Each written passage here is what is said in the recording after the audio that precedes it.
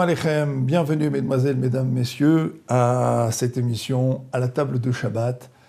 D'ordinaire, nous évoquons des concepts, des idées du Shabbat, mais on va cette fois-ci se pencher sur ce qui fait l'ambiance du Shabbat.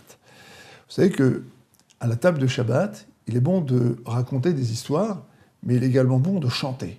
Il faut chanter.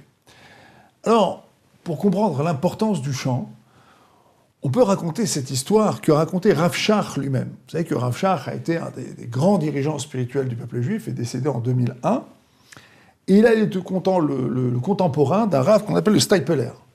Donc tous les deux étaient les grands leaders du peuple juif dans les années qui ont suivi la Seconde Guerre mondiale et vers la fin du XXe siècle.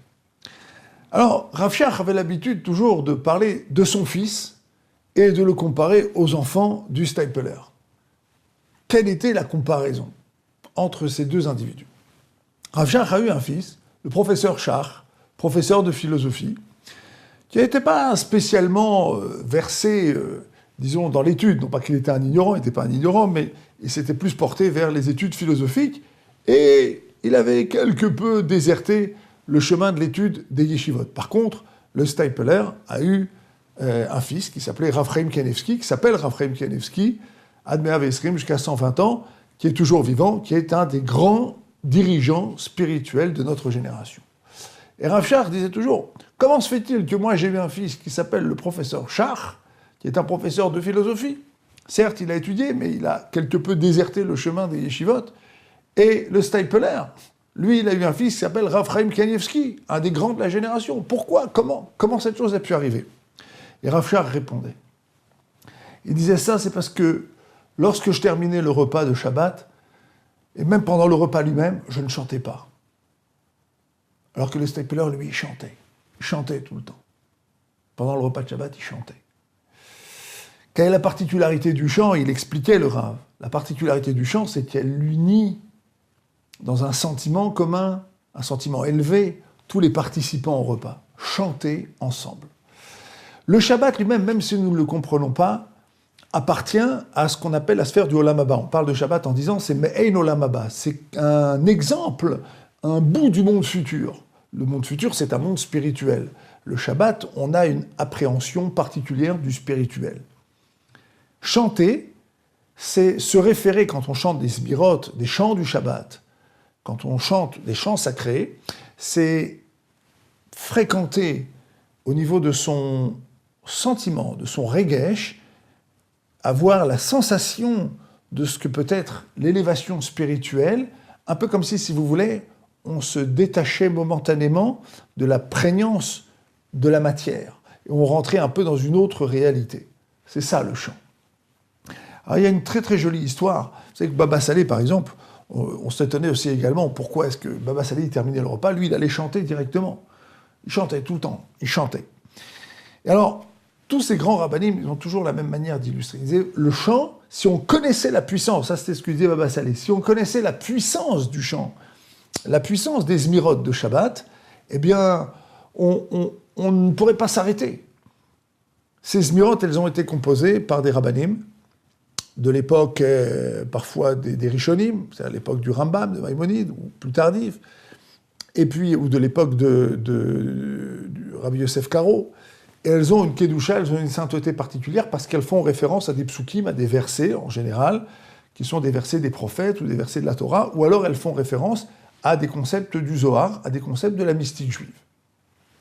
Alors je crois que le mieux pour comprendre l'importance de ces chansons, c'est de raconter une histoire que raconte un Rav qui vit encore aujourd'hui, qui a été un des grands constructeurs des institutions Migdalor, à Migdal HaEmek, dans le nord. Vous savez qu'il y a une grande aliyah des Russes à Migdal HaEmek. Alors lui, ce Rav Grossman, il a été là-bas, et il s'est retrouvé donc jeté dans cette ville où il y avait des émigrants qui venaient de toute la Russie, puis il tapait aux portes. Alors un beau jour, il a tapé aux portes d'un type, et il a dit, voilà, je voudrais te parler un peu de Torah, et le type lui a donné un coup de poing dans la figure. Alors il est revenu, il a tapé à la porte. Il a dit, mais t'as pas compris, c'est pas pour moi que je veux te parler, c'est pour toi. Et puis il est devenu très ami avec lui, et cet homme-là a fait teshuva, et avec un groupe d'amis, ils ont construit les institutions Migdalor à Migdal HaEmek. Alors le père de Rav Grossman lui-même, ça a été un des pionniers d'Israël. Et le Rav Grossman, celui qui est toujours vivant à Migdal HaEmet, il raconte l'histoire suivante. 2 points, ouvrez les guillemets. Écoutez cette histoire, c'est extraordinaire. Il était une fois aux 100 ans de la ville de Metula, l'anniversaire des 100 ans de la ville de Metula. C'est la ville la plus septentrionale d'Israël, la plus au nord. Elle est sur la frontière libanaise. Il y avait là-bas les représentants du gouvernement, le chef d'état-major et Rav Grossman, venu représenter les habitants de la région. Alors attention, Rav Grossman, il a un streimel, il a une barbe, il a des petites papillotes, il a un cafetan noir. Alors il s'avance, lorsqu'on lui donne la parole, il s'avance vers le micro, et il dit aux gens, vous avez vu mon streimel, vous avez vu ma barbe, vous avez vu mon cafetan, ce sont des gens comme moi qui ont construit cette région.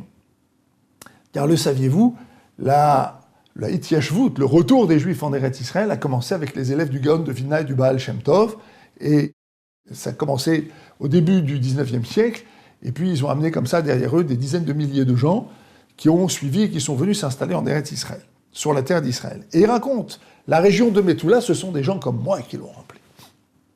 Et j'avais un grand-père, le Rav Grossman, qui a été un des constructeurs, comme moi, avec sa barbe, son streimel. Ça a été un des constructeurs de cette région. Et alors lui, il avait une habitude extraordinaire. Vous savez ce qu'il faisait Shabbat ? Eh bien, il faisait ce qui est marqué dans la Zmira du Shabbat, qui est Shmera Shabbat. Vous la chantez, bien sûr. Qui est Shmera Shabbat,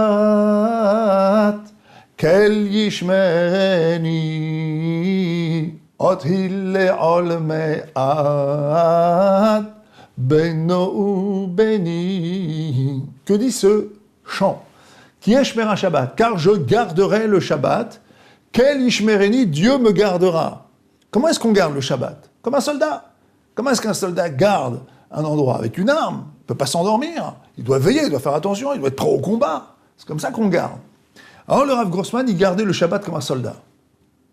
Vous avez vu aujourd'hui, malheureusement, on le voit aujourd'hui, on a au moins cet exemple devant nous, des soldats devant les synagogues, ils ne peuvent pas dormir, ils doivent faire attention, ils doivent se relayer. Mais alors lui, il n'y avait personne pour le relayer. Pendant 24 heures, il gardait le Shabbat.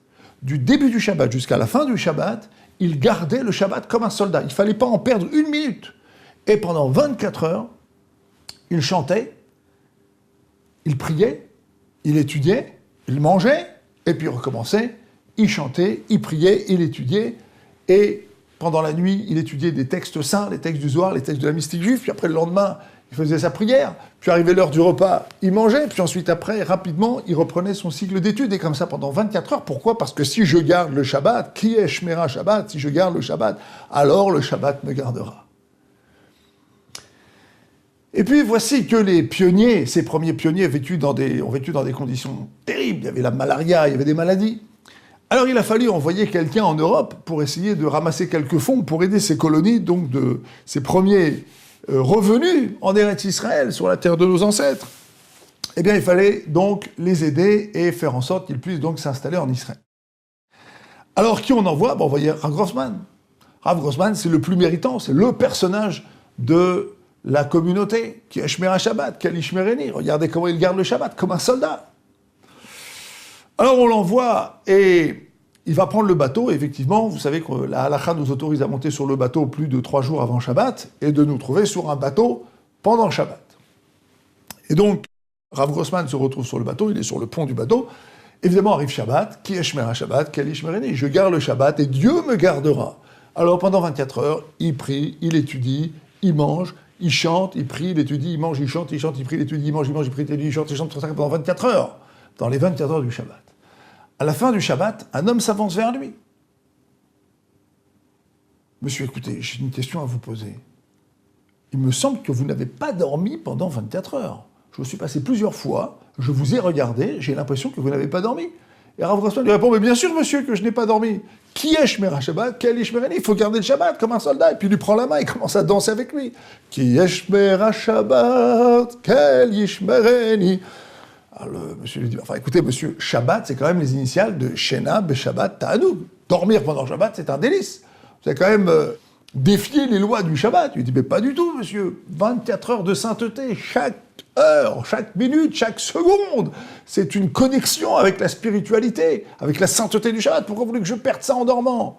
Je peux étudier, je peux apprendre, je peux emmagasiner, c'est extraordinaire. Pourquoi voulez-vous que je dorme?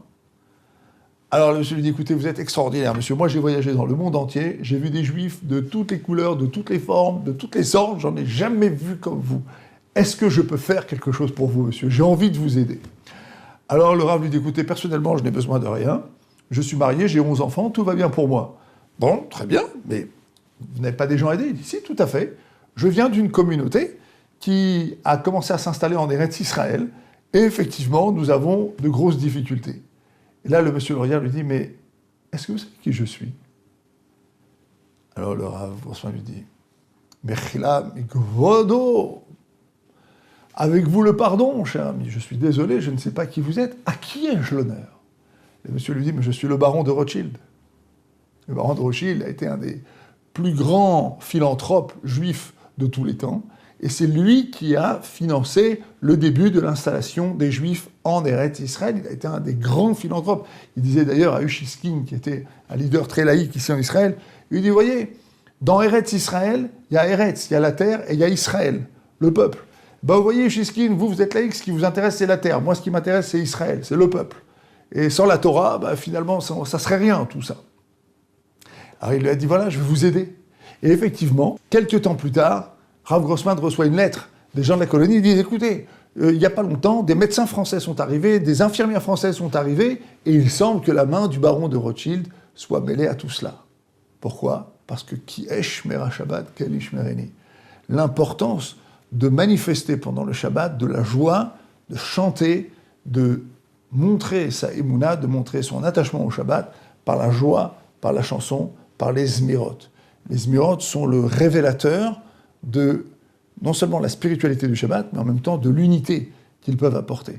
Quand on chante pendant Shabbat, en fait, on se rapproche de Olamot, de mondes que nous ne maîtrisons pas, que nous ne connaissons pas, mais qui ont de l'effet sur nous, comme quand nous mettons les tefilines. Quelqu'un qui met les tefilines, en ayant tout simplement la concentration qu'il faut, en étant conscient qu'il met les tefilines, comme le Shulchan Aruch le lui indiquait, avec les intentions qui conviennent, qui sont les intentions marquées dans le Shulchan Aruch. Il a, en quelque sorte, une pluie de bénédictions qui lui viennent. On ne les connaît pas forcément, nous n'avons pas forcément le niveau de les connaître ou de les appréhender, mais elles existent. C'est la même chose pour le Shabbat, qui est Me'en Olam Haba, qui est la jonction avec le monde futur. À très bientôt.